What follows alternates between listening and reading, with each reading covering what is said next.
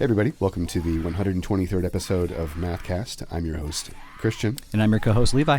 And before we get started, just a quick reminder to please like, follow, and subscribe. This podcast is now on YouTube, so if you want to watch us as well as listen, you can do that now. And if you would like to get some cool benefits, check out our Patreon, where you can get access to our Discord and livecast, some exclusive swag, etc. And you can get some insight to our creative process as well if you're interested in such things. Mm-hmm. So before we get started, I went to Aftershock. And at Aftershock, a music festival for those of you who don't know. Where was it at again? It's in Sacramento at Discovery Park. And I saw The Armed, I had to just mention this very quickly, Billy Reimer actually filling in of note for The Armed right now on drums. Very nice. Yeah, they really prompted a lot of speculation about Urian no longer being in the band. I just have a feeling that Billy and Nick Yatsen were just like filling in at the moment. You said that towards the end of their set, they started playing some of their older gems, right? Which we all know are they got some bangers. I mean, from my perspective, it seemed like they were definitely having a lot of trouble connecting with the audience with the newer material. It was like Ultra Glue. What is what is that first album? Only Love. Only Love. Thank you. Yeah. Anyways, who else? Well, I just was going to say they had that Close with Liar, which is like one of that's a good one. Earlier tracks, and that's when the crowd like went crazy. They jumped into the crowd and started doing some crowd work. That video you had is pretty good. I would be remiss if I didn't mention that part because they did totally redeem themselves by doing some like very good crowd work that day. Yep. And then I also saw Better Lovers, the other project of interest. You know, obviously, Every Time I Die and Dillinger Escape Plan members doing their new thing with Will Putney. And I gotta say, like, seeing it live, it definitely made me appreciate it a whole lot more. Like, I wasn't, like, especially crazy about the God Made Me an Animal EP. I do feel like the LP is a little bit better. We'll be talking about that soon. Overall, anyway. God Made Me an Animal had a really good single, I think, with 30 Under 13. But the rest of the EP sort of was lacking, in my opinion, by comparison to that leading single. The LP is more consistent. But yeah, we'll talk about that next podcast. But yeah, they were good live, though. Like, fucking Greg Puciato definitely still has it. His like singing chops especially still sounded really good, and Jordan was like jumping all over the place and going crazy, and yeah, they were looking and sounding good. Love it. Yeah. And definitely like a pretty appreciable crowd assembled for them too. You could tell there's some like definitely some old head fans there. But anyway, yeah, Aftershock was generally a good experience, like very, very well run festival, and I would go again. Sick. I'm not getting paid to say that. Very good review. I got to go for free. So. Did you? Yeah. Nice. Yeah, I got hooked up with the super secret under the table hookup ticket. How many hand jobs do you have to do? 0. No, my dude. Well done. Moving up in the world. Right on. So Levi, how was your weekend? Shut up. You see any good movies lately? You watch some good stuff on Dude, Netflix? I actually did see a Terrifier 3. Everyone is talking about Terrifier. But I did watch just like I just watched a bootleg of it, because I didn't want to go to the theater, and I just fast forwarded all the kill scenes. So I like the hour and some change movie. You did mention that. I finished it in just 20 minutes. The chainsaw pussy kill, I know, is quite infamous from the first one. I think it's the second one. The second one is that one? Yeah. Okay. But it was very good. I don't know. I feel like that's something you put in your first movie. I'm not going to do any spoilers, but the best thing about the third one. Is that a spoiler? No, I'm not going to do any. Well, no, I mean, really, no, that wouldn't be a spoiler. It's fine. Okay, just somebody gets fucking sawed in half. It's fine. Right. But like that's every chainsaw slasher. But fact, Terrifier 3 is taking place during Christmas. So I enjoyed it a lot for that reason. What are your favorite horror or Halloween movies? What are your favorite Halloween movies? We'll keep it broad so it's easier for you. Yeah. Oh man. What do you habitually watch every year when it comes to like scary movies? Typically? Honestly, I'm just gonna be lazy here. I'm gonna put Terrifier 3 is now gonna be one of the musts every time because I love fucking Christmas, and I love that there's now another horror movie that takes place during Christmas, because as we all know, for Christmas movies we have pretty slim selection. Well, Christmas movies, right, in general. There's Nightmare Before Christmas. Well, Christmas movies, the movie is embracing Christmas. Movies that take place during Christmas, but it's still a Christmas movie. It's still a holiday movie. This is where we are It's a movie disagree. that takes place during Christmas, and that is what Terrifier 3 is. It is a movie that takes place during Christmas. Never once in Die Hard do they talk about the joy of Christmas, but it is still considered a Christmas movie to me. Okay, fair enough. Fine, Levi. If you want, Santa Claus is real. You seen fucking movie lately, numbnut? What? No, but I was going to answer, if I may. What you didn't even really give me that was a non-answer. You said one movie. What are your other? What else do you like? I mean, mine personally, I really like to watch Night of the Living Dead, all like the Living Dead series. The first Texas Chainsaw would be my go-to every year. Yeah, I like the remake too. Honestly, I'll watch that occasionally. Here's the deal with me. I'm not much of a horror or a Halloween movie person, more just because of my attention span. So I'm definitely more of like Halloween episodes, and especially in the 90s, we had a lot of good ones. Treehouse of Horrors. Treehouse of Horrors, and then like you can find some good old classic TGIF, fucking like Family Matters and shit. Like TGIF, dude. There's a Halloween episode for every like Boy Meets World and shit like that, dude. So and like honestly, I'm a sucker, as you know. Like I'll just watch Halloween commercials. I'll watch an hour. The king of antiquated syndicated television. I'll put like it's unbelievable on YouTube. You just put like an hour of like just Halloween commercials from the 80s. Commercials, and I just listen to fucking Halloween commercials, dude. That's pretty undeniably good. Yeah, I do enjoy watching commercials from the 90s and 80s for sure. A lot of stuff today sucks, so I'm just stuck in my nostalgia right now. So yeah, fucking anywho, not go down that road too far. Yes, and also happy spooky season out there. Happy spooky season, yeah. I also really, this is like more sci-fi and injected, but like Alien. I mean, that's horror, I would say. Yes, absolutely. Well, I mean, scary movies, anything scary, right? Now we're kind of doing the whole thing. Christmas movies or movies that take place during Christmas. You can have Halloween movies where it is taking place during Halloween, like Hocus Pocus and stuff like that. We're actively losing viewers right now. It's with very this important. Conversation. No, let's cut this though. Let's do the intro. That's fair. Yeah, let's do it. Anywho, so yeah, the first band that we're going to talk about is Leylines, and Leylines are a mathcore band from the United States, tech metal, if you will. Featuring drummer Michael Rain of Through the Eyes of the Dead and formerly My Bitter End, vocalist Jonathan Carpenter, formerly of The Contortionist, bassist Sean Martinez of Decrepit Birth, and guitarist Jesse Blanchette of Conforza and Graveborn. I'll admit, I've actually never heard of Jesse's other bands before. I wanted to admit that as well. We'll have to do a little research there. I feel like I've seen the name Graveborn, but there's, This is definitely a little bit of a solid roster going on here for sure. God. And this is fucking ridiculously good, man. As well, this band fits on the Silent Pendulum roster. Yeah. Speaking of rosters. Yeah, this is an excellent signing for them for sure. Like I'm jealous as a person who runs like a label of this like vein. I would love to work with a band like this. They're very, very good. Exactly. Like they just dropped their debut self-titled EP on that note on October 11th via Silent Pendulum Records. And to talk about their sound, they play a very dissonant and breakdown-heavy variation of mathcore. They use extended-range instruments, so naturally, we're going to get a lot of ion dissonance and car bomb comparisons here. Yeah. I mean, especially on the first track, like, they do occasionally have some, like, some parts that are like the drumming, especially. It just really reminds me of something that Elliot might do. There's that. It's like that relentless, like chunky chugging going on in that first track. Polymetric modulations, I think, is the term we're looking for here. Okie dokie, bud. Yeah, they're modulations. Period. There's a lot of like excellent rhythm play going on here.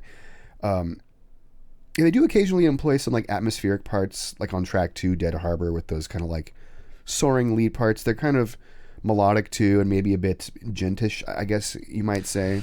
Back with just where these all these dudes come from, like their past bands, they all do come from a pretty kind of like more chunky, groovy kind of background, and this has all of it. It is heavy, very groovy. The time signatures are fucking crazy. It's relentless, dude. As you would say. Hey, dude. Yep. And the thing is with an EP, it's great. You don't gotta have any fillers. There's just it's just nonstop. It's like perfect, basically. I mean, they really perfectly balance the chaotic and heavy elements. They really like do that counterpoint technique where there's like a lot of like chugging and then a lot of high end stuff going on, a lot of stuff higher up on the fretboard, again, to create that counterpoint. Mm-hmm. I gotta say, Jonathan Carpenter's vocals, it just that low range that he's at, it just fits so well. It's this Leylines is definitely more like, you can tell that they're playing with like some 7 strings, or 8 strings, or 8 even, strings, definitely, low and slow, and it's just his low range really does match with what's going on here. Yeah, this shit is absolutely crushing. This is one of the best debut releases from a band of this style that I've heard in a minute. Mm-hmm. I've noticed that very rarely do debut releases of mathcore bands or tech metal bands hit this fucking hard. I noticed that Silent Pendulum happens to do this like quite a bit now, where they do kind of have these like small supergroups, and the first thing that they do is release something on Silent Pendulum, So yeah, that's Michael's on top of his shit. Exactly, man. Kudos. Yeah, I really enjoy this a lot. Blind Spots, the opener, obviously very powerful. That was their first single. Great single, it's a fantastic opener, Yeah. I really enjoyed Dead Harbor and Spineless. I really enjoyed the last track. Spineless, great closing to this EP for sure. I also enjoyed Acceptance Comes Before Death. The back end of that track in particular slaps really fucking hard. Yeah, just with the EPs, I'm kind of this one's a short and sweet, I'm just I got to give this an 8 out of 10 myself. 8 out of 10. Yep. Indeed. Yeah, easy 8 out of 10 for sure. Spoiler, there might be a few 8s tonight. This is a very good episode. Very solid episode for sure. So I think we got to give them Blind Spots then. Yeah, hell yeah. So we're going to go ahead and play for you Blind Spots, which is track 1 from Leylines' debut self-titled EP that dropped on October 14th via Silent Pendulum. Here we go.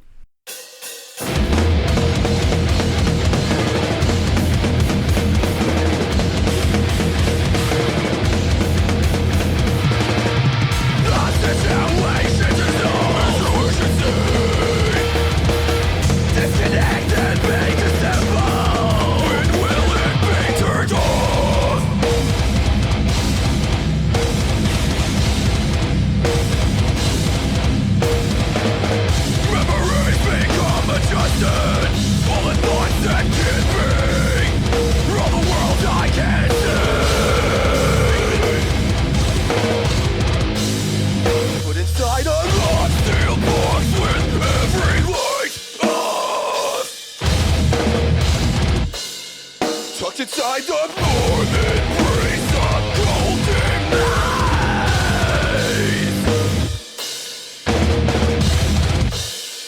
From the sides of hate, I will not be taken.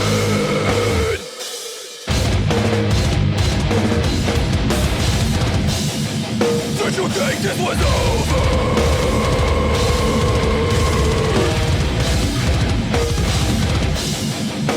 Never be for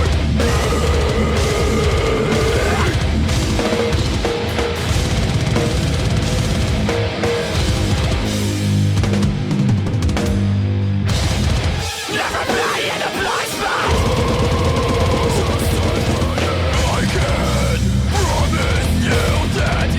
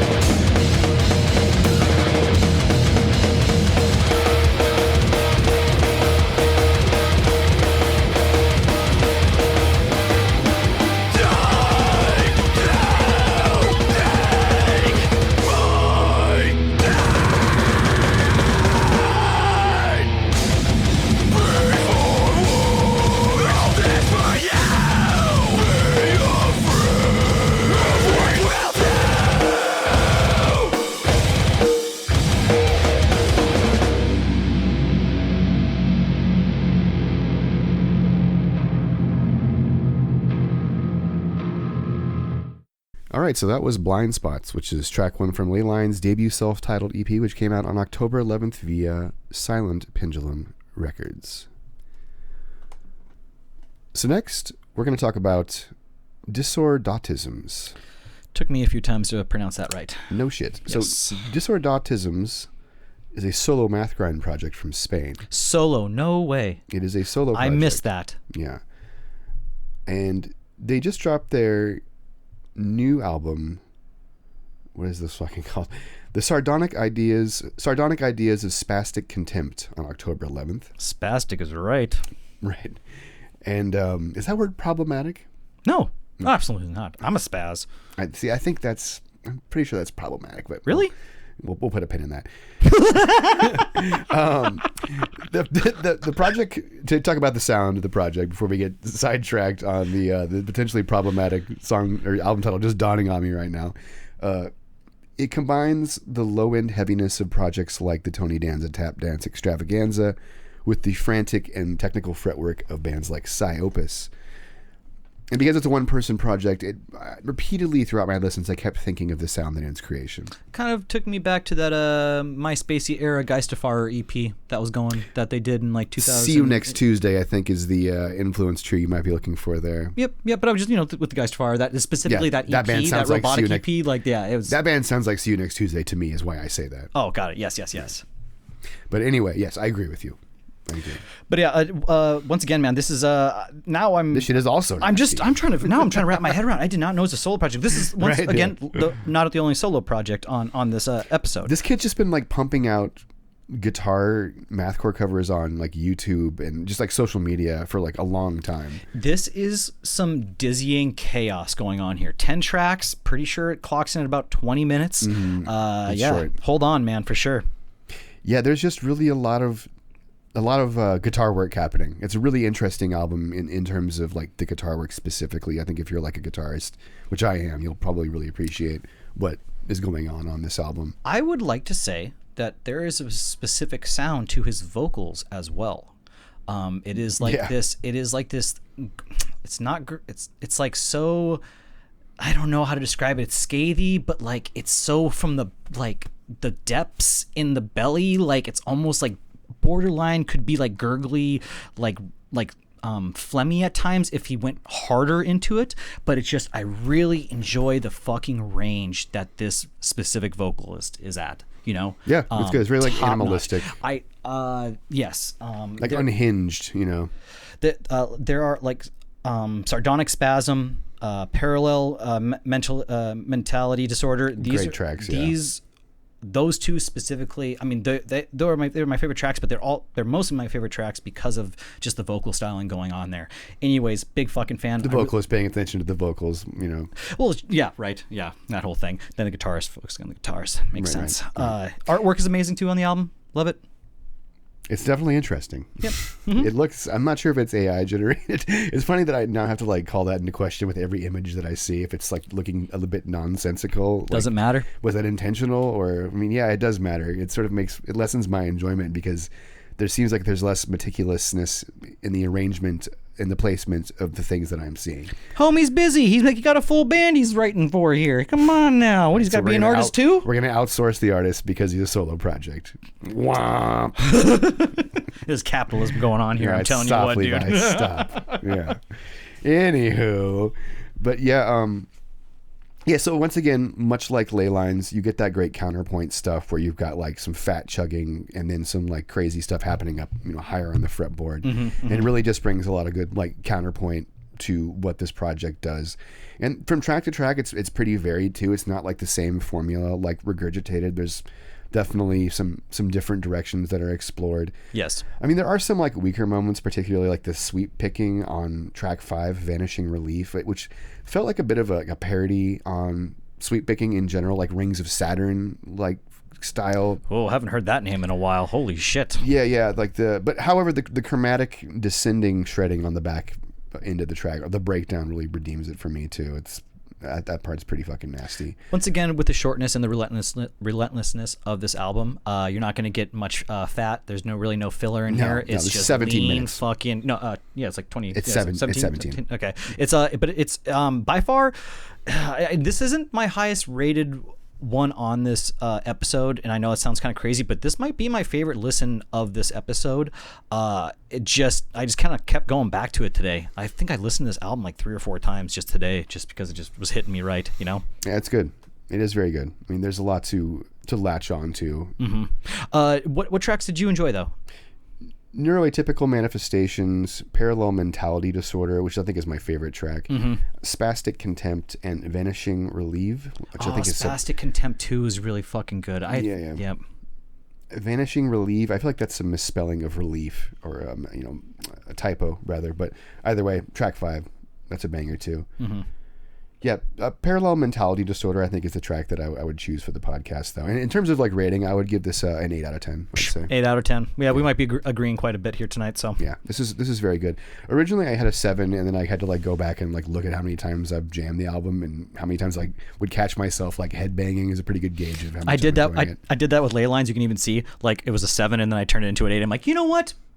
I'm gonna give him an 8. Right. You know, I would say that there are elements that could be better, and the production is, not like fantastic or anything, but in terms of like one person, like they fucking crushing it, dude. Like putting on some solid. Tip of the hat. Did not know it was a solo project. Kind of makes it that much better. So yeah. And much like Leylines, my other criticism would be that it's pretty obvious where this project's pulling from in terms of like the influences, but you can't. It's hard to fault it when it's like doing it so well. Man, yeah, it's I damn near kind of almost went a 9, but then I was like, if fucking thrash and hardcore can have like their rebirth of just continuously ripping off Slayer, can we just have our time ripping off Dillinger and Psyopus, and people can go crazy for a couple, waves of that? Yeah, I was gonna say, I was gonna say, if anything, it's gonna come in waves. Let us have this, please. Absolutely. Yeah. Let's let these kids do their thing, and we can go for 3 or 4 generations of enjoying bands who sound like our favorite bands from the past. Anywho, I'm being half serious there. So we're going to go ahead and play for you Parallel Mentality Disorder, which is track 2 from Sardonic Ideas of Spastic Contempt, and that came out on October 11th. Here we go.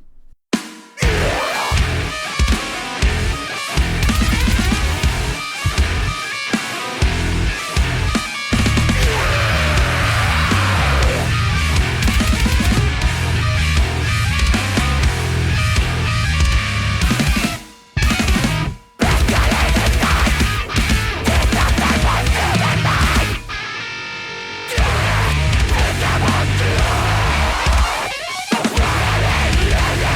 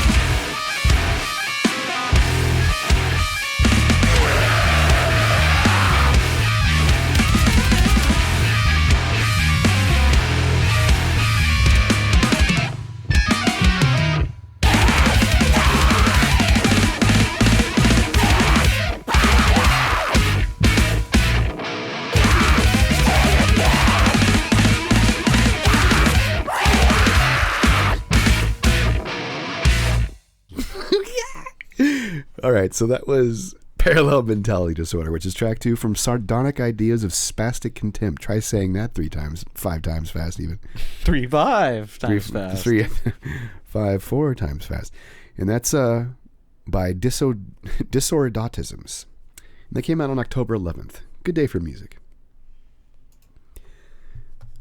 Oh shit, we're not, I need to put the thing off standby. Here we go. Let's fade back in. We don't need to re-record that. We can just, the YouTube people will figure it out. They'll be fine. They'll survive. Hopefully they don't shake their fists in anger and then unsubscribe. AI Heart Sucks. Thank you, Nate. Welcome also. Hi, And Nate. welcome also whomstever else is in the chat. We love you. We appreciate you. So next, we're going to talk about Kilprez. Going to be honest, this entire time, I don't know if I'm saying that correctly, but I'm going to keep saying Kilprez. And Well, there's the accent on the E. there is an accent on the E. But here also, Kilprez. solo project. We got another one. Here we are. Yes, another solo project, not unlike Dissordawtisms. Very similar, pulling in, in terms of what their influences You are. both are not making it easy with your names, okay? We're upset. Yeah, this is like this is a gauntlet of names for me this evening with my tongue-tied, cross-faded ass. Anywho, so yeah, Kilprez is a solo mathcore progressive metal project from Stockholm, Sweden. And they just dropped their second full-length, A Dirge for Dregs, on October 4th. We've talked about the project before. I gotta say right away, I feel like this is a lot better. This is a fairly big improvement over Patron Saint of Lost Causes, which we covered back in 2021. Yes. Like, to talk about the sound, it's a lot of like progressive metal songwriting techniques, longer songs, longer riffs and phrases, if you will. And then it combines it with more like frenetic mathcore type sequences with sassy vocals. I think the sassy vocals was more of an emphasis on Patron Saint of Lost Causes and less of a focus this time around, and I think it's to the project's favor. This album specifically, I think, separates itself not only from it, getting better. It's so much better, but also with all the features, and we have some amazing very features strong going features, on. indeed. Luke Kelly. I mean, you're only going to get the best from Luke. From Lou, Right. And The World is Quiet Here in Zelophilia. You might know him as his former projects, his other projects. Right? I mean, Serling. They had the Kilprez. Caleb Marsters. Yeah. Yep. They had Kilprez had the split with them. Yep. In between, and then with Thought Crime and somebody else too. So it only make sense that they would have a feature on here, and I got to tell you, those tracks are pretty fucking heavy with Serling on there too. The feature tracks, I think, are some of the better tracks on this release for sure. Absolutely. Like Luke Kelly, the 2 opening tracks with him are honestly the strongest moments on this album. I'll say that right away. But Caleb Marsters delivers a very nice feature, especially on his second track, the name of which is escaping me at the moment. Either way, another interesting fact is that one of these songs came out about 2 years ago, Dancing in Distress. That was released in 2022. So presumably this material has sort of been in the works for a long time. So it's nice to see there was a follow-up to it. And I could tell right away that the newer batch of material was going to like hit a lot harder just based upon that little teaser. So yeah, I'm pleasantly surprised by this album, though. I like this so much more than the other one. The technical parts are more varied and interesting. We got some saxophone in there. The saxophone from Pete Frazier kills too. Also very nice. That expanded instrumentation there. I definitely noticed in some of the intros all across the board throughout the album, and also if you look at the album artwork, he kind of has a little bit like this dark synthwave 80s touch going on, a little Knight Rider You look at the kind of cover. thing going on. Right. As soon as you see the cover and then you hear this track, you're like, all right, got it. Right. Yep. Yeah, it checks out. That is sort of a theme that's happening there for sure. Absolutely. I think it's more prevalent when you see, or it's more recognizable when you do see the art, though. I gotta say, dude. Other than this, I really don't got too much else to say. For myself, it's another 8 out of 10. I know we're kind of getting lazy here with the 8s, but everybody just crushed it tonight so far. Yeah, it's so much better because again, I think it's mainly for me is the dialing back of the sass core vocals to a point that's a bit more just palatable. I think last time they felt a bit shoehorned in, just looking at my notes there. Like there were straight up sass core parts that were like See You Space Cowboy-ish, and it just wasn't blending well with this like Psy Opus and like Between the Buried and Me influence that springs up in a lot of these songs. Yeah, this is more consistent even with the features, I feel. And heavier too. Like Yes. that he's pulling from like ion dissonance as well. If I had to put in Danza, maybe even to some extent as well. Just again, I keep talking about counterpoint this episode, but a lot of bands are employing that technique, remarkably well on these newer releases. So yeah, again, the features kill. For my money, again, the first 2 tracks are the best showings on this release, though. Although I will say that Fall of Mirrors is a good close as well, though. Yeah. Oh man, if I was choosing one track, just because I'm such a sucker for Lou, I do think "Scorched Birth" is my favorite track on the album. Cool. Yeah. I forgot to give it my rating. I give it a 7 out of 10. Okay. Yep. Still good. 7's still good. It's very good. I enjoyed this quite a bit. I actually listened to this almost as much as I did the Geordie Greep album, which we'll be talking about later in this episode. And, it's just, I think this is also one that came out slightly earlier, so I've had more time to sit with it. So that's probably part of that as well. So we're going to go ahead and play for you Scorched Birth, featuring Luke Kelly of The World Is Quiet here. And that's off Kilprez's second full-length album, A Dirge for Dregs, which came out on October 4th. Here we go.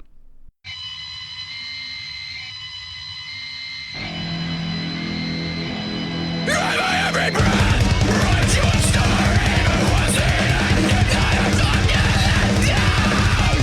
There's no return, look, there is no birth. Scorn, girls are falling for the world to see. Brighten and grinding, crowded with the others. A kind of like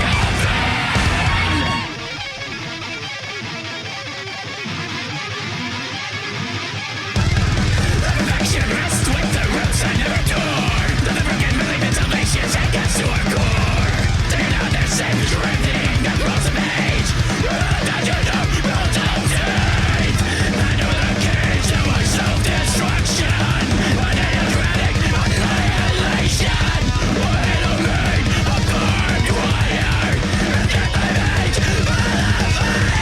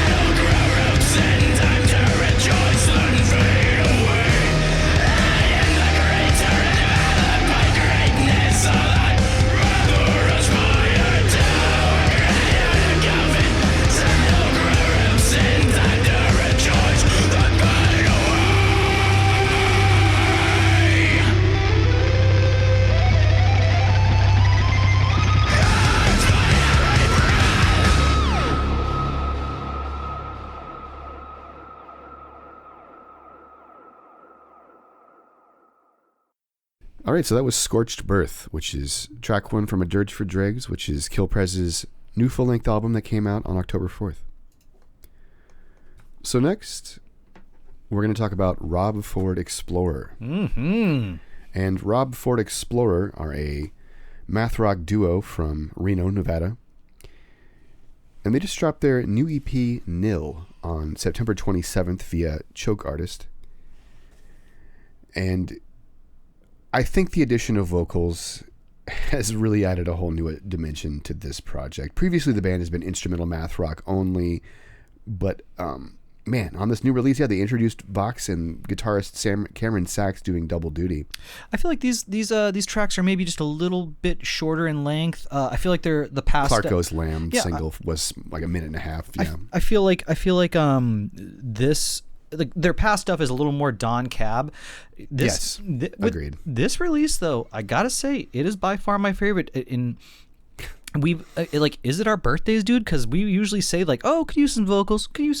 We always say this about instrumental bands. Motherfucker, somebody came in and got vocals on this, And they're they're put in there so remarkably well too. It's just perfectly placed. So the style of vocals that I'm hearing in this, I mean, if somebody can fight me on this, but it's basically a screamo project in some weird way now. It's kind of mathy screamo. Yeah, I mean, it's very very Midwest emo kind of thing, Like I would say Cap and Jazz is something that came to mind more than once when I was listening to this. If I saw screamo right beside this band, I would totally I'd say yeah, of course totally, yep. like Marietta almost, yeah, even dude. in some kind of way. Mm-hmm. It's very idiosyncratic though. I don't think there's very many bands that sound exactly like what this band is doing. Already, it was fairly idiosyncratic amongst like math rock projects. I think yes, Floral would be probably the main obvious comparison that I would make, and they're on tour with right now, so please go see them.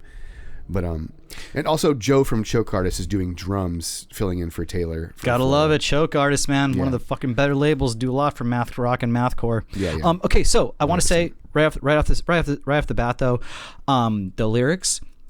They are simple, They're but excellent. I fucking love them. Right. Take this porcelain lamb and put it in your pocket. Or what does he say? Something to that effect. Yeah. Yeah. And well, I won't accept yours because it's your favorite.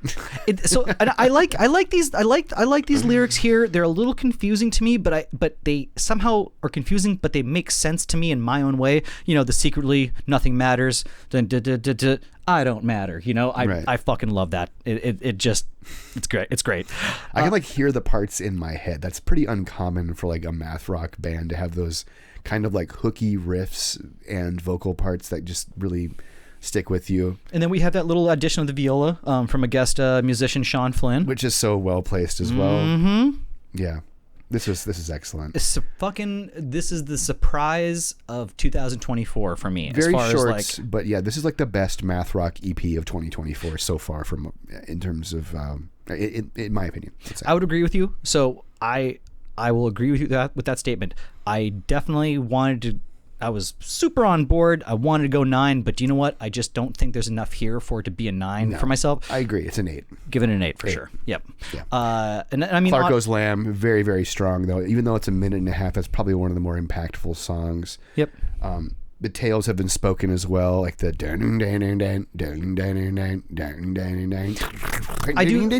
It's just like the little like doodad riffs that are just like left and right and just so idiosyncratic. They really just have a lot of like signature, very instantly recognizable parts, and all the character of this project has been retained. And just again, there's now a new dimension that's been added to it to really give it more depth, and it's excellent. Yeah, I listened to this EP way too many times, so yeah. Anyways, yeah, I definitely hit about 7 or 8 listens, which is like on the high end of my spectrum in terms of like got a lot of other shit to listen to. Podcast preparation, yeah. Normally 4 listens is like what I'm shooting for. 3 listens is like baseline what has to happen in order for me to formulate a good thought on it. But if I enjoy it a lot, I'm going to come back to it more. So that being said, Clark Goes Lamb is the track that we're going to go ahead and give you. I think it's short and sweet. Yeah.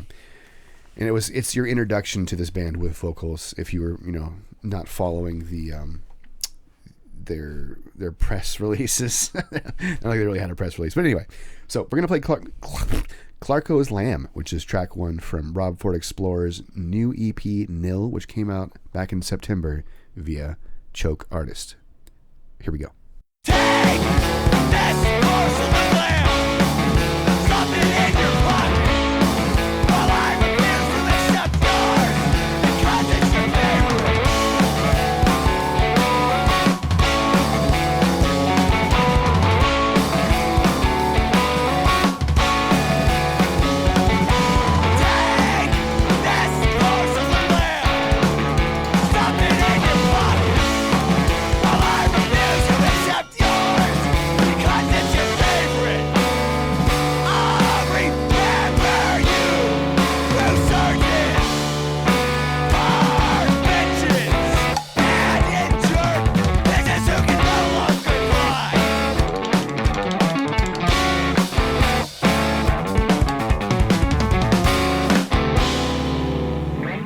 stand corrected. Clarko's Lamb, only 54 seconds. But yeah, overall, nil, much shorter EP. Arm's Length was the 1.5-minute one. Mm-hmm. You kept saying it, and for some weird reason, I was like, I'm not going to correct him. Yeah, I'm just like, I'm not going to correct him. That was sweet of you, dude. Thanks, dude. I appreciate that. Yeah. I was very diplomatic. But yeah, I mean, that track, you just bust down the fucking door. You gave me enough rope by which to hang myself. I think is the expression. Mm-hmm. Yeah. Oh, dude, it was great. So now I look like an asshole. Feels amazing. Let's let this fucking... Anyway, I deserve it. So that was Clarko's Lamb, which is track 1 from Rob Ford Explorer's new EP, Nil, that came out back in September via Choke Artist. So next, we're going to talk about Melt Banana. Whew. And I'm sure many of you already know who Melt Banana is because they've been around for so long, but Melt Banana are a noisecore duo from Tokyo, Japan, and they just dropped their 9th studio album, 3+5, on August 23rd. Going back a bit for this one, but... we had to. Via AZAP. Yeah, I think it was sort of necessary. Obviously, this isn't a mathcore band, and there's not really like mathy parts, but... It's chaotic, it's grindy, they're it's so Melt Banana. akin... I mean, they're so readily associated with stuff like The Locust and Albatross. Lightning Bolt. And Lightning Bolt especially, I think, even more so. So, keep in mind, this is the first release in 11 years. Yes. What? Big gap. I think the last time they dropped an album, they were on tour with like Melvins and Yes. Napalm Death. So you and I saw them at exactly. Slams. Yeah. So Great show. the album was Fetch. That was a great album too.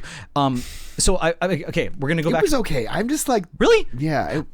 We're gonna go back to that. Yeah, But we'll get there. We'll get there. Let's talk about the show for a second that we both witnessed together. Yeah, sure. We got to see at Slim's. Fucking Rest in right. peace. Rest in peace. Question mark. Melt Banana. I hated Slims. Christian. Melt Banana, Napalm Death, and the Melvins. Not only was that amazing, but aside from seeing Melt Banana, we did get to witness Jello Biafra. We might have mentioned this Doing before. Nazi punks fuck off. With Napalm Death, Extremely which based, was yeah. just that was great. Anyways, now back to Fetch, you son of a bitch. I thought Fetch had a great energy. Now 3+5, I would say, is continuing what Fetch was doing. Same energy. I think 3+5 is much better. Like it got a lot better. But if you go back to Fetch, I mean, it's similar. It's but very similar. Again, for me, it comes down to the vocals. I think I feel like this time the vocal delivery is a bit less monotonous, and due to like the layering of the vocal parts or the vocal effects that are happening, it really is just less grating. I feel like this album is far more listenable overall than Fetch too.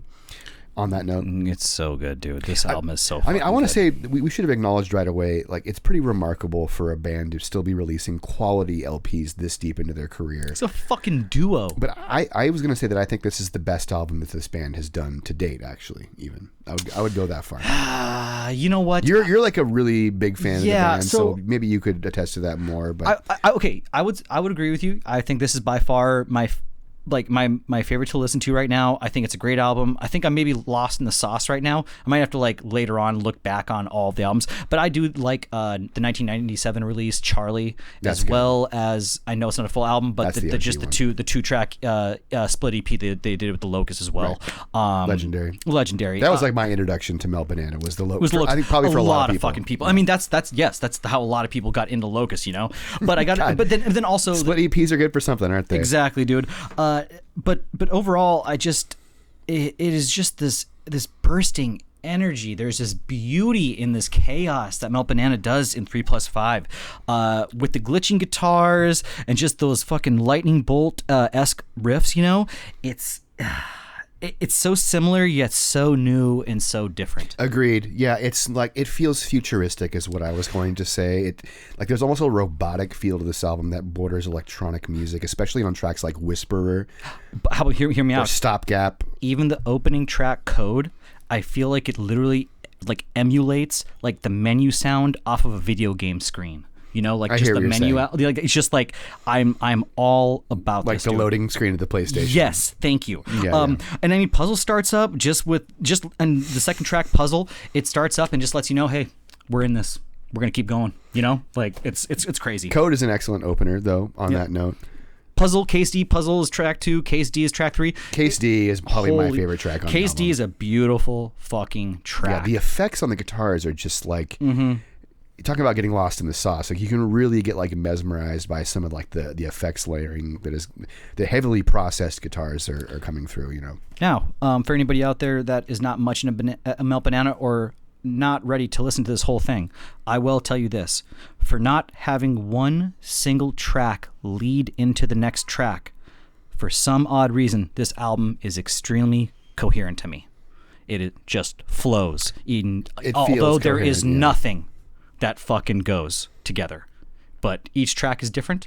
Nothing bleeds into each other. Nothing fades in, fades out. They all fit well There's together. No transition. Is what I would say. Yes, absolutely. It's just it's beautiful. It's a very complimentary track listing. It's not. I mean, I don't even know if it's even placement. I'll fucking take these tracks in any mix, dog. It is fucking amazing. And it ends well too. The closing track, it just, you can tell it's like, oh, this is the end of the album. You just like hear a very like high pitched chirping synth tone, and the album's over. Yes. Like, oh, that was definitely the end of the album. Yeah. Like, it's like such a clear signaling. Again, speaking of video games are always so powerful at signaling things to you via sound design, and I think the sound design on this album is good in that respect. It really like it's good at cueing you to know what is sort of happening.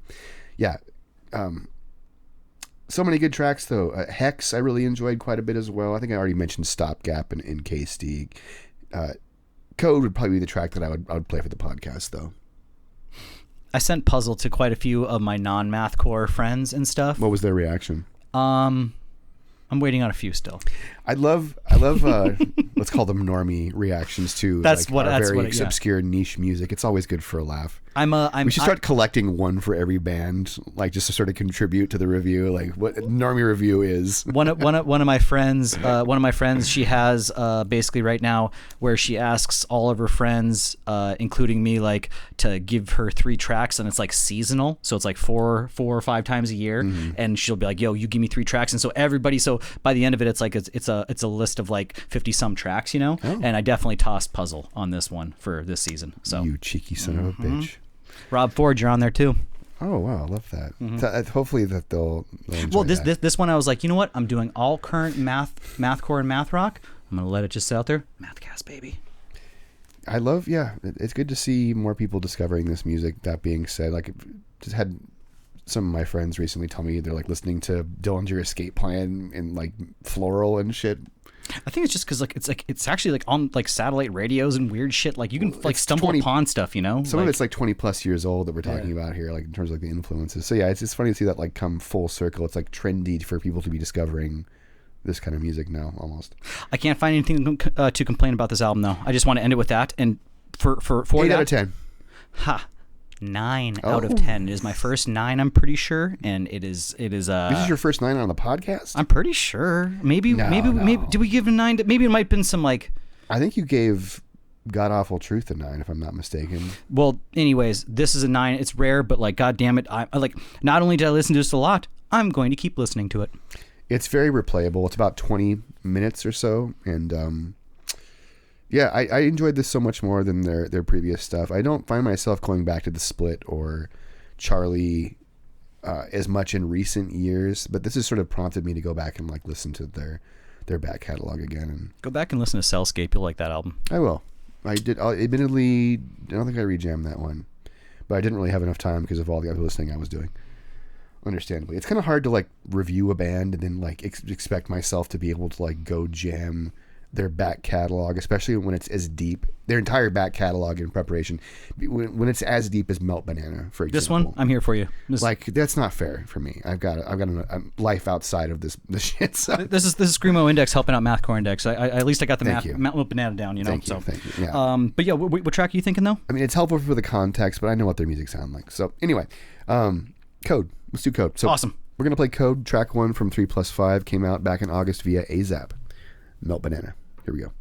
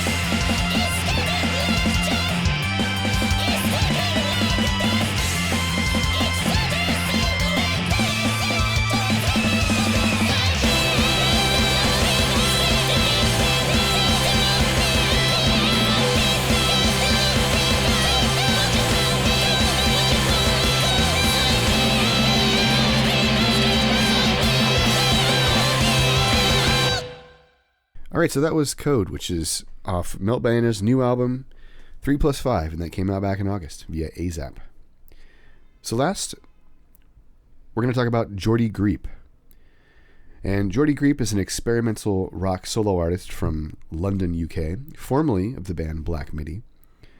And he just dropped his debut solo album, The New Sound, on October 4th via Rough Trade. You fucking write New Sound.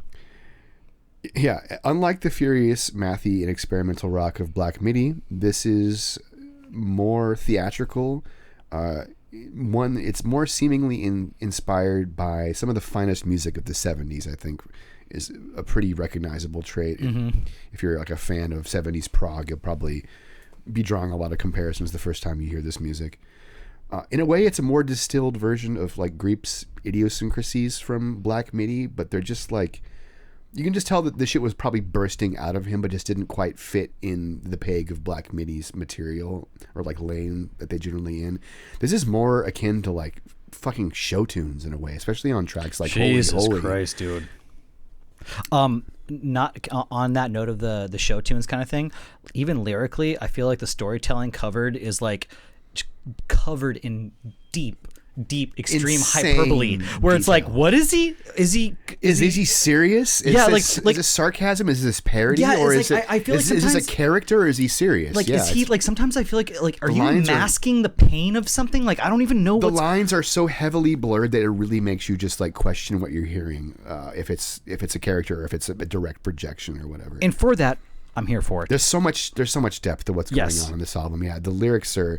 The character in this album is really interesting and extremely horny. In one review, it's a very horny album, dude. In one review, somebody said if you were to print out these lyrics and hand it to a group of psychiatrists, it would be a new mental health problem in the DSM. Basically, it'd be like a new mental issue. Like, it's like, holy shit, dude. Yeah. Speaking of the detail. Holy, he's like going into this detail. The character is having a conversation with a call girl about how well known he is. I knew it was all the things that he wants her to do to make their encounter seem random and organic and not like, not just a call or whatever you want to call it. I don't know what the preferred nomenclature is, but yeah, it's the storytelling is so vivid and detailed, and the character is so eccentric. I mean, as is Greep himself. So, this is excellent.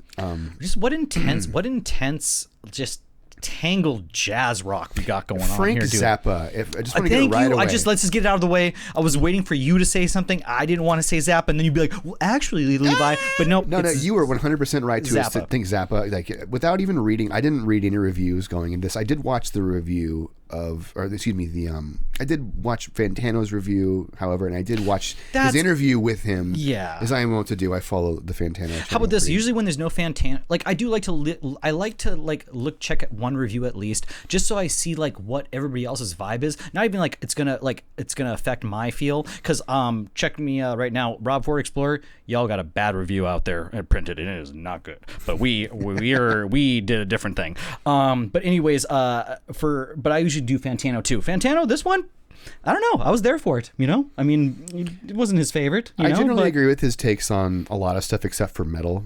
Yeah. Yep. I don't really follow him for his metal takes, though. To be fair, but he was on point with recommending this shit, and at that point I didn't think that we were actually going to even cover it, but once I started listening to it and realizing how much I really loved it and how much there was to talk about here, it made sense to sort of put it on our channel as well. I think there's a little more of a bias thing too, because I mean, I was talking to Christian before we played this and everything, but he definitely is a bigger fan of Black Midi than I have. Meaning, like, I've listened to Black Midi 3 times, maybe. I've been following Black Midi since their second album. Yeah, so I'm not like the biggest fan, but I didn't discover them on their onset. For example, when they were coming out in the windmill scene or whatever the fucking scene calls itself out there. But Frank Zappa again really readily came to mind in a number of cases when I was listening to this. Steely Dan as well, specifically on the track "The New Sound." That comparison, the theatrics, the sardonicism, the sleaziness of it all. I'm sorry. I'm thinking of Walk Up. Walk Up is the track that I'm thinking of. That was really sending the Dan in particular for me. What I think sets us apart from Black Midi, though, is it's just got more identifiable hooks. Like the lyrics, there's so many like lyrical moments that an average person can like latch onto. Let's say, as we're like wiry, I guess, and like I was describing Tangled and like intense this jazz rock is. Tangled is an absolutely good word for it. I definitely feel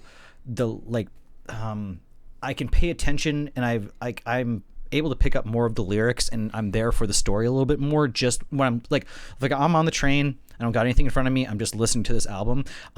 Black Midi I got a little more lost in, but for some weird reason, I'm here for this. I got there's sometimes where I'm like and like that Call Girl one, I really enjoy. Holy. The line about and you've got a bigger dick than any man who's ever lived, and you can come more than 100 stallions. I backed that a few times to make sure I heard what I heard. When I tell you your pussy is holy, I want you to slap me and kiss me. Yep. that shit made me fall out of my chair. Holy.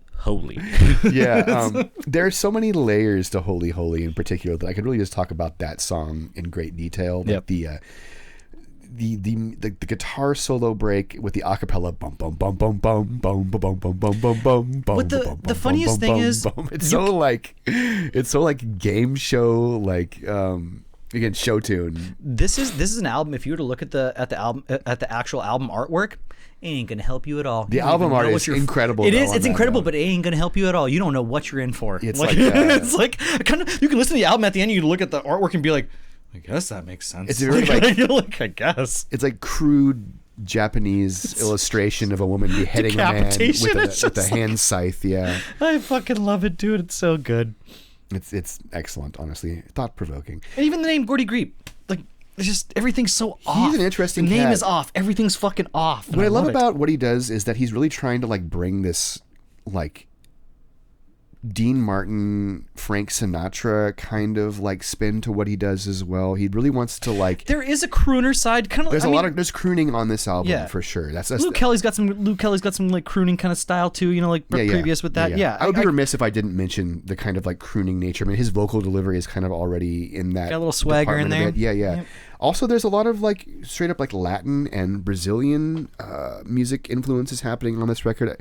Apparently there was like 30 different personnel who were brought in to work on this album, and a bunch of accomplished Brazilian musicians to sort of round out tracks like Terra and Bongo Season, I'm guessing, where there's very strong Latin percussion and vibraphones. That's and fucking badass. Keys going on. Just so many like layers to the production. Beautiful performances from all the musicians too. Also well done. Again, like Frank Zappa, it's like, is he making fun of this? Is this a parody of this kind of music, or is this like a total sincere like love letter to it? The lines are so blurred, just like it is with the character being serious or not. It's so funny. It's like nobody's gonna be able to like decipher this. You're like Geordie Greep is gonna have to tell me what he meant. Like I think it's like, you need to tell me what you meant, because I'm never gonna figure it out. I mean, he's done interviews. I'm pretty sure it's supposed to be a character. He's not gonna tell you if these are his actual compulsions. No, I know, but it's just like motivations. It's so crazy, dude. He's certainly more of an enigma than to just speak openly and straightforward about anything, I think, really. But I mean, so this album, obviously you had a little bit more to say about it than I did, I'm running out of things to say. But I mean, specifically though, like this is an album. I do this every few episodes where like I really can't choose a favorite. And I think so many good tracks, yeah. And I mean that in a good remarkably way. strong track listing. Yeah, you just throw a fucking dart at this goddamn track list, and it's pretty much this dude is just on top of his shit. He has such a strong fucking vision that it just cannot be denied. I mean, we're an adult podcast and everything. We're all ages, but we're more adult. You want to play Holy and see what's going on there? Or what else you got? I think Blues actually would be more of like the podcast song. Holy mathy one, Holy is like more my track, but the opener Blues is very like riffy with that. Oh,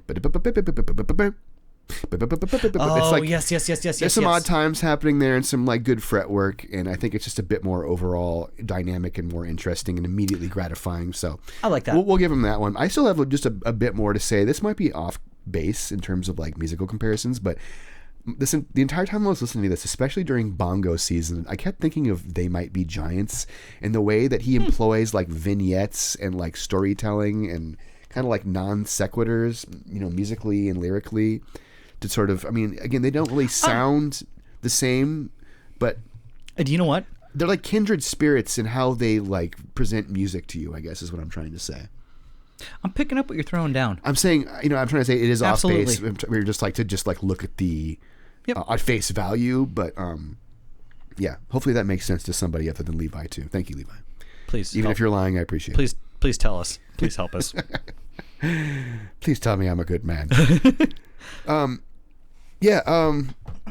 Some very minor complaints. I will say the second leg of the album isn't quite as exciting. The 12-minute track, The Magician, markedly slows things down. Oh, that was a tiring one. I definitely, that was where I felt every time twice when I listened to it, where I had to check in. I grabbed my phone. I was like, "The fuck? Where am I at?" Oh, okay, that's why. At least, on the that 12-minute check. track. Well, basically, it's like, oh, that makes sense. It's a 12-minute track. Got it. I like will that say, kind of thing. I mean, it's not like it's a bad track by any means. It's actually quite gentle with the vibraphones. It's very, again, 70s kind of inspired jazz. And there's also some very nice folk instrumentation that was kind of reminding me of Fleet Foxes a bit. Very shallow, folky comparison to make, I know, but You love your Fleet Foxes. there's, about 7 or 8 minutes into that track, there's a bit more payoff, let's say. So that was sort of the only low point, quote unquote, of the album for me. The other component is I wish there was more, it was more guitar driven. That's a very selfish complaint. I think objectively the album didn't need more guitars, but if it had more guitars, I probably would have been like even more enthused, let's say. It's like blues is such a guitar driven song, and then the rest of the album, the guitar isn't quite as prevalent or high up in like the mix or instrumentation, or just not like the main focus. There's a lot of Latin instrumentation happening here and there, so it takes a backseat to the keys and such inevitably at some point. So again, very minor complaint. Overall, this is an incredible album from an incredible artist with a very strong vision, and you owe it to yourself if you like weird progressive rock to listen to this shit. Oh, you got to blast it at least once. And if you like Black Midi, then I don't understand why you wouldn't listen to this and not love it, because it's all that was good about it just distilled to a more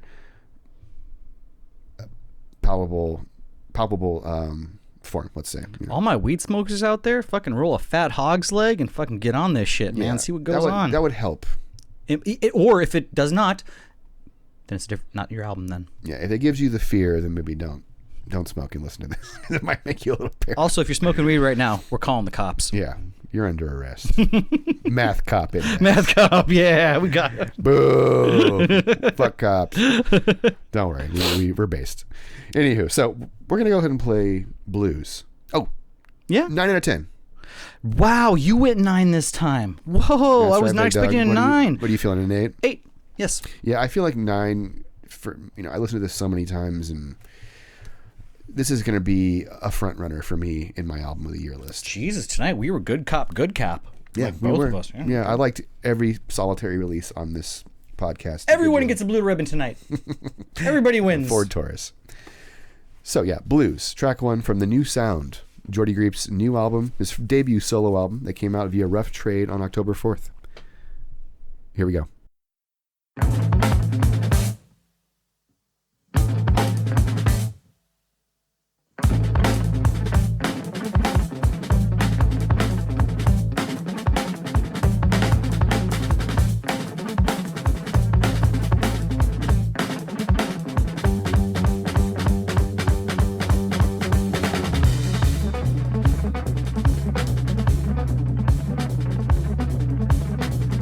You're all grown up, you have your own stove and your own pair of oven gloves. You have arrangements and assignations.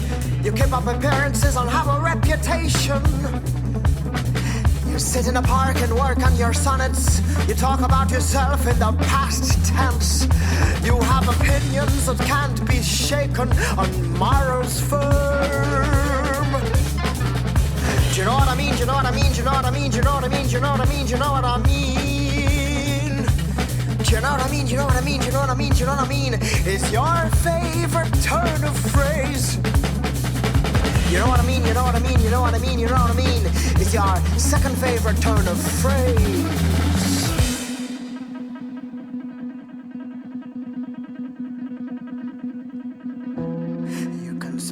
English better than anyone, and you can curse like no one ever has done, and you have a bigger dick than any man who's ever lived, and you can come more than 100 stallions in a room that smells of cigarettes and carry on. Under sheets freezing cold with damp, you voyage far and wide across plain and ocean, step on marsh on celestial bridges and knock down doors and climb in windows and listen in. And listen. Can you hear that? The sounds of life, not yet awake, the stirring, the screwing up of eyes, a blanket that forms mountains, the valley between knee and cheek, the steep side down to the feet, the toe poking out. Be careful, don't touch, have discipline, my boy, just watch. Stay outside in the cold. And you feel it, you can feel it, see? There's a universe in this room, you scrounger of toilets and pillager of tombs. You don't have to work because working is for schmucks. You know God will light your way. You are ready to admit to murder, to assault, to robbery, to pederasty, to fraud. You are ready to take the blame for every crime of all men. But the jury is out to lunch.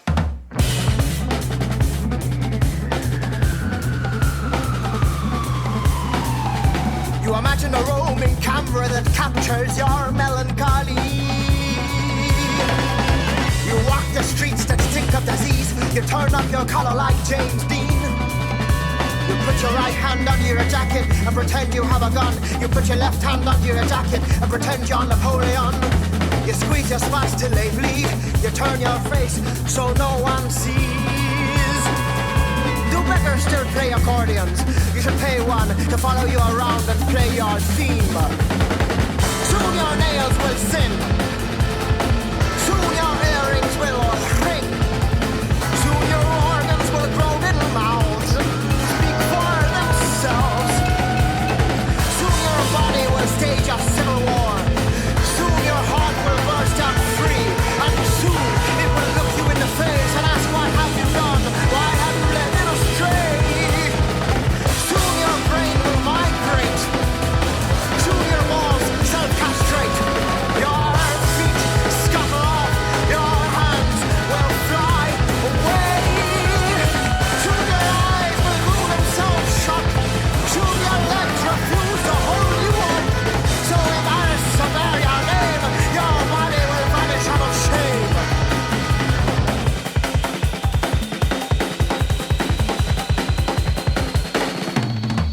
The first step was acceptance. Admit you have no idea what you are doing. Admit you have no name and no ambition. Admit that you sleepwalk through life. Admit that you sleep only sleepless nights. Admit your best dreams involve being carried. That spirit that enters your room. Those arms that envelop for you.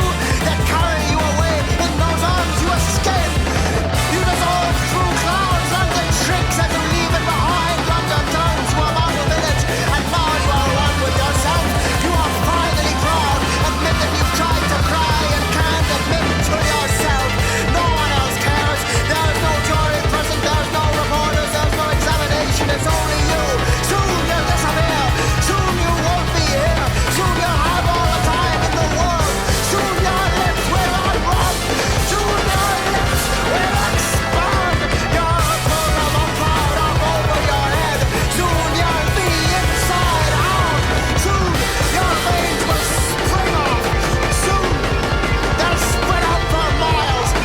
Soon your veins will transport trains all over the world. Soon your veins will be a railroad. Soon your mind will extract itself. And very soon you'll disappear. Soon you'll disappear. You'll be fine, just relax. Soon you'll disappear. That's the only fact.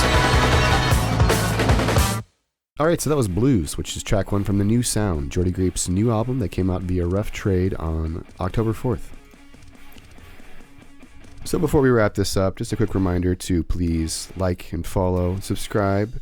If you like what we do, check out our Patreon. We do a monthly Spotify playlist. Forgot to plug this at the intro, gosh darn it. But that'll be up on the 1st of November. So if you want to get some, recommendations that are sort of pulling straight from this podcast, let's say, from what I normally post, go check that out. And yeah, there's some good tours happening right now. Don't miss out on Blood Brothers on their reunion tour. Don't miss Floral and Rob Ford Explorer, who are on tour right now. Don't miss Delta Sleep, who are on tour right now. Don't miss Forests, who are on tour with Origami. For all of our active Mathcore people that are in bands right now listening to this podcast, do you want to sprinkle in that little thing you put in your stories today about a potential December thing?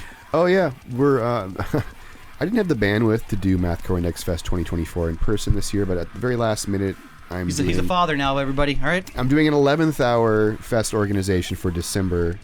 If you want to be part of Mathcore Index Fest 2024 streaming edition part 3. The two ones through COVID went fucking amazing. We raised a bunch of money for It was Black a fun Lives time, Matter. chilling and everything, and hanging out, and just Easily honeypotted a bunch of problematic people who I hated already, and just able to like figure out who they were, and it was great. we trimmed the fat on one of those ones. Indeed, yeah. So, you're gonna support looters? Yes. Yes. Anyway, so that's it. Yeah, I guess that about wraps it up for the 123rd episode of Mathcast. I'm your host, Christian. And I'm co-host Levi. And we'll be back again in a couple weeks with some more sick underground bands. Good night and stay beautiful. Bada bing, bada boom. Also That's a stay podcast. hard. Stay hard. Also.